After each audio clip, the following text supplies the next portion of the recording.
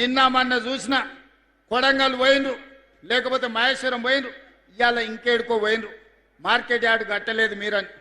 10 ఏళ్ళు మీరు ఎందుకు కట్టలేదని నేను అడుగుతున్నా. పెళ్లి చేసినా, కొత్తగా పెళ్ళైనా పిల్లనో పిల్లగాడో పుట్టాలంటే 9 నెలల్లో 10 నెలల్లో అవుతుంది కదా. కండరాలు తిరిగిన 6 అడుగులు ఉన్నోని పెళ్లి చేసినా 3 నెలల పిల్లల్ని పుట్టించగలడా? అయితే అదే సాధ్యం. అట్లనే ఈ ప్రభుత్వం 10 సంవత్సరాలు మీరు ఎలగబెట్టని పనులు ఎన్నిటినో గొప్ప గొప్ప పనులను చేసినాం. ఇంకా చేయాల్సినవి ఉన్నాయి. అడ్డుపడడానికి ఊరూరు తిరుగుడు కాదు, మారీచుడు మాయలేడి రూపంలో వచ్చి సీతమ్మని చెరబట్టాలనుకుంటే చివరికి రాముడు చేతిలో చావు తప్పలేదు. ఇవాళ మళ్ళీ ఈ పిప్పిరి వేదిక మీద నుంచి నేను చెప్తున్నా, రాబోయే శాసనసభ ఎన్నికల్లో మళ్ళీ ప్రభుత్వం వస్తుంది, ప్రజా పాలన చేస్తుంది.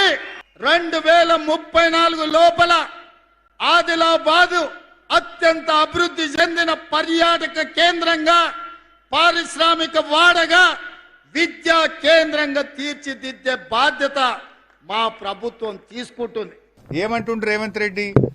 రాముడు రాక్షసుడు అని మాట్లాడుతూ రావణాసుడు అని. ఎవరు రావణాసుడు? నువ్వు కాదు. నీకు మించిన రావణాసుడు ఎవడు ఉన్నాడా? నువ్వు ప్రతిపక్షాల మీద ప్రజలను వేధిస్తూ పేదల ఇండ్లు కూలగొడుతూ రాక్షస ఆనందం పొందుతా ఉన్నావు. వికృతమైన పాలన అందిస్తా ఉన్నావు. ఈ రాష్ట్రంలో ప్రజాస్వామ్య విలువలు మంటగలిచిపోయినటువంటి పరిస్థితి ఉంది. ఒకనాడేమో పేదల హైడ్రా పెట్టి పేదల ఇండ్లు కూల్చే ప్రయత్నం చేసినావు. ఒకనాడేమో మూసి అంటావు, అపార్ట్మెంట్లు కూలుస్తా అంటావు. ఒకనాడేమో ఆ మార్కెట్ యార్డ్ భూములు తీసుకుంటా కంపెనీలకు ఇస్తా అంటావు. ఇవాళ పరిగిలో వ్యవసాయ భూములు లాక్కుంటా నా దోస్తులకో నా అనుయాయులకు కట్టబెడతా అని చెప్పి పరిగిలో రైతుల భూములు లాక్కుంటావు. ఎంతసేపు భూములే తప్ప నీ పాలన ఉందా? 6 గ్యారెంటీలు 100 రోజుల్లో చేస్తాను, 900 రోజులైంది, ఏమైంది అని ప్రతిపక్షంగా మేము అడుగుతా ఉన్నాం. ఇలా అవ్వాతాతల దగ్గరికి పోయి రాక్షసుడు ఎవడు అంటే రేవంత్ రెడ్డి అని చెప్తారు. నువ్వేదో మళ్ళా గెలుస్తా అని పగటికల్గా అంటున్నావు. ఏడబోయినా చెప్తున్నావు. నువ్వు గెలుసుడు కాదు కదా, ప్రతిపక్ష హోదా కూడా రాదు. ఈ రాష్ట్రంలో అసెంబ్లీ ఎన్నికలు ఎప్పుడు జరిగినా కాంగ్రెస్ కు వచ్చేది సింగిల్ డిజిటే వస్తుంది బిడ్డ. నువ్వు మళ్ళా గెలిచేది అయిపోయింది నీ పని.